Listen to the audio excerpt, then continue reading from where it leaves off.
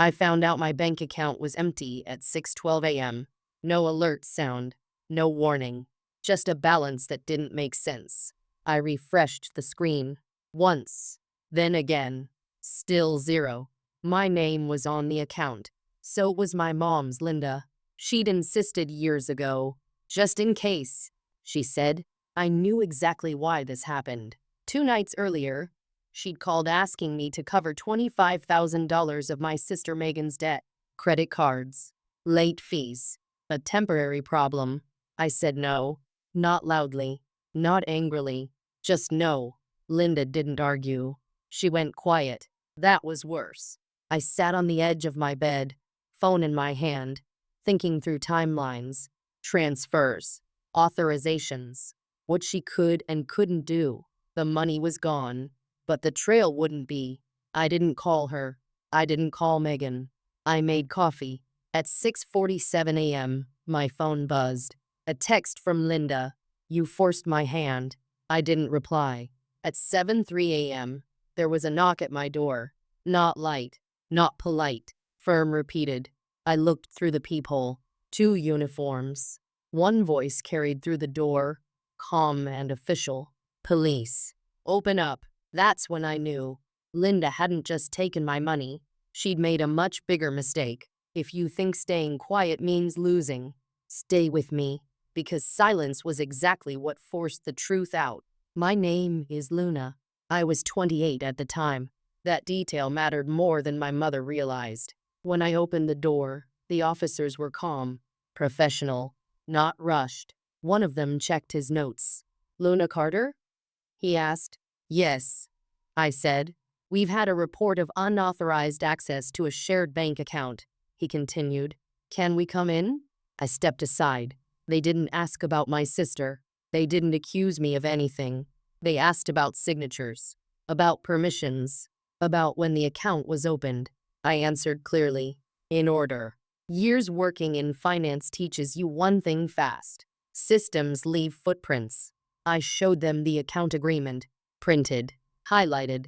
My mother's name was on the account, but so were restrictions she'd forgotten. Withdrawal limits, notification clauses. She could move money. She couldn't move all of it. One officer nodded slowly. So this transfer happened after you declined to pay a debt? He asked. Yes, I said. He wrote that down. The other officer looked up and said something interesting. Carter, this looks less like a family dispute and more like a financial crime. I didn't react. I had already suspected that. What surprised me was how fast the truth traveled once someone official started following the numbers. And my mother had left them. A very clear trail. The officers stayed for 20 minutes. Not because they needed more information. Because they needed clarity. I gave them bank statements, text messages, the transfer confirmation timestamp.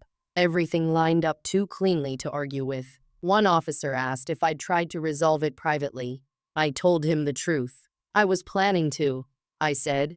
Until this morning. He nodded. People assume police arrive to create drama. They don't. They arrive to document it. Before they left, one of them asked a final question. Has this happened before? I paused. No, I said, but she's threatened it. That answer mattered. After they left, I sat at my kitchen table and waited. I didn't block my mom's number. I didn't warn my sister. At 9:14 a.m., Linda called. I let it ring. At 9:22, she texted, You called the police on me? I typed nothing. At 9:30, Megan texted from a number I hadn't saved. What did you do? I still said nothing. Silence isn't avoidance. It's leverage. When the other person already knows they crossed a line. By noon, my bank called. Their tone had changed. They weren't asking questions anymore. They were explaining procedures, reversals, investigations, holds. The system had started moving, and once systems move, family titles stop mattering. By afternoon, the money was still gone. That didn't worry me. Reversals take time. Mistakes take minutes. At 1:06 p.m., my phone rang again. This time, it was my bank's fraud department. They confirmed the account had been flagged. not frozen, flagged. That meant every move Linda made after the transfer would now be watched. I asked one question. Was the withdrawal reported as authorized? There was a pause. No, the agent said. It was marked as disputed. I thanked her and hung up. At 1:42, Linda showed up at my apartment. No call, no warning. She knocked hard, too hard. I didn't open the door. She started talking through it anyway, loud enough for neighbors to hear. I was protecting the family, she said. You left me no choice. I stood on the other side of the door listening. She kept going, explaining, justifying. People confess when they think they're convincing you. At 2:10, she said the one thing she shouldn't have. I only took it until Megan could breathe again. Until. Temporary is not a defense. It's an admission. I recorded nothing. I didn't need to. The bank already had the timestamps. The police already had the report. And now, my mother had added motive, in her own voice. That night, I finally replied to one message. Not to Linda, to Megan. I didn't do this, I wrote. She did. Then I turned my phone off, because the truth was already moving faster than I ever could. The next morning, my account balance changed. Not back to normal. Closer. A provisional credit appeared, marked under review. That was enough. At 9:18 a.m., Linda left another voicemail. Her voice sounded different now. Not angry. Urgent. She said the bank had called her. She said there must have been a misunderstanding. She said she was trying to fix it. Fixing it meant reversing the story. I didn't interrupt. Megan texted again. Longer this time. She said Mom was falling apart. She said I'd gone too far. I read it once and set the phone down. At noon, a detective called to follow up. He asked if Linda had admitted to taking the money. Yes, I said. She explained why. He paused. Motives matter, he said. So do recordings. I didn't record anything, I replied. Another pause. You didn't need to, he said. We document everything. That was when I understood something important. I didn't have to prove my mother wrong. I just had to stop protecting her. By evening, the bank confirmed the remaining balance would be restored, pending final review. Linda called again. This time, she cried. I let it go to voicemail, not out of cruelty, out of clarity, because the loudest thing I'd done was say no. Everything else was the system doing exactly what it was built to do. The police returned 2 days later. Same officers, same calm. They asked to clarify one detail, whether my mother had permission to drain the account entirely.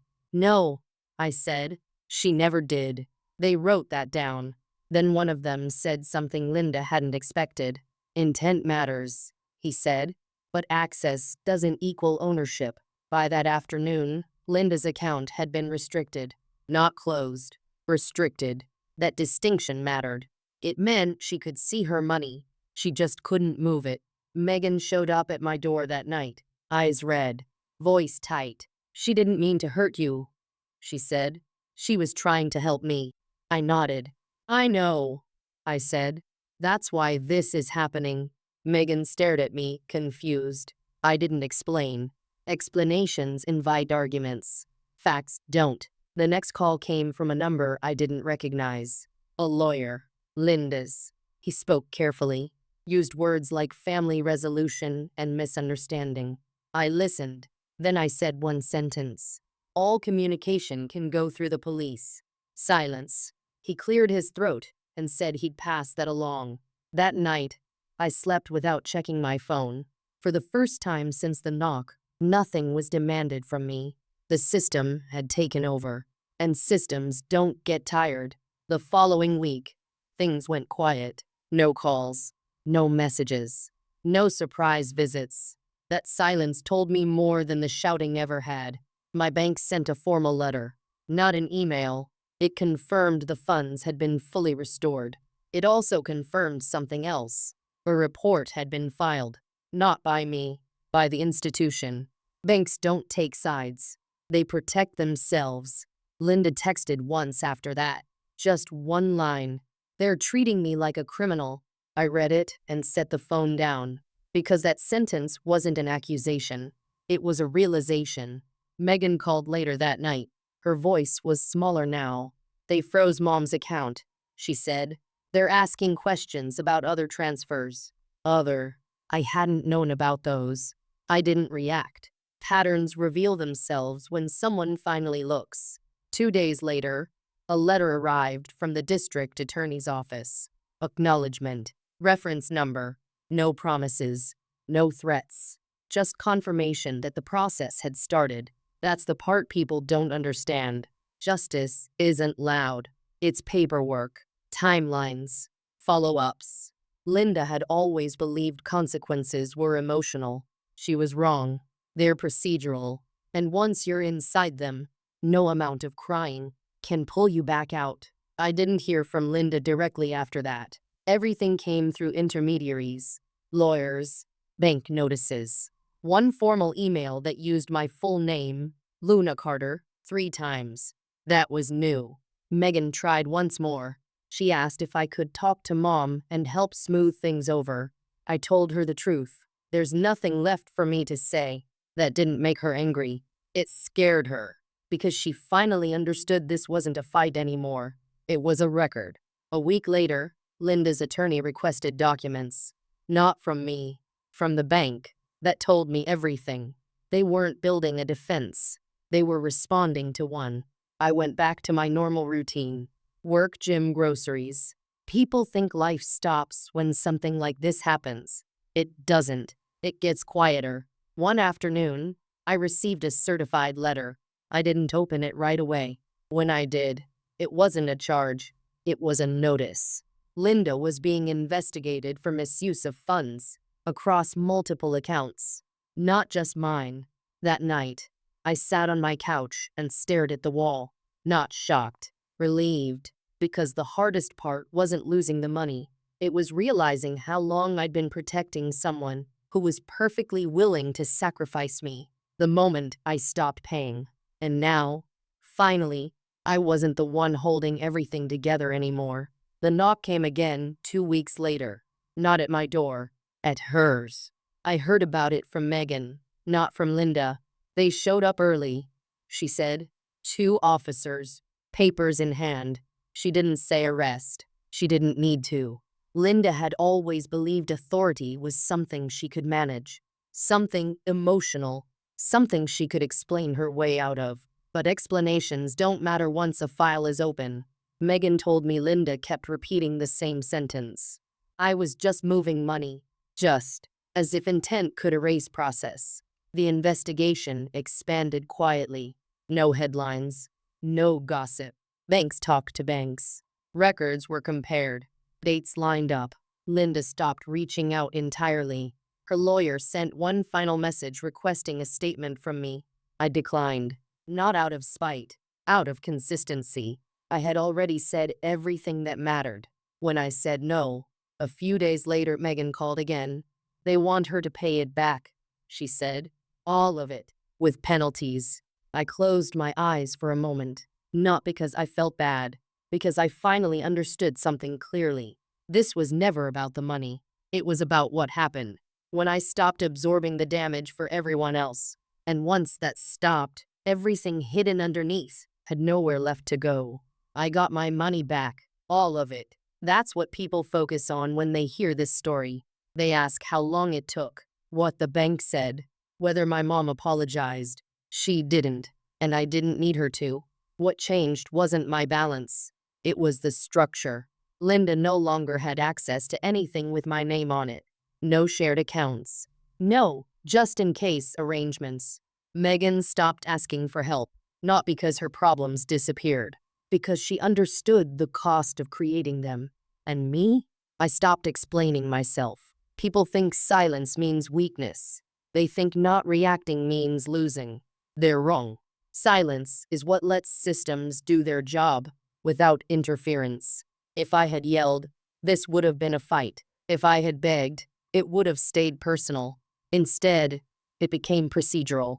The police knocked because someone crossed a line, not because I demanded it.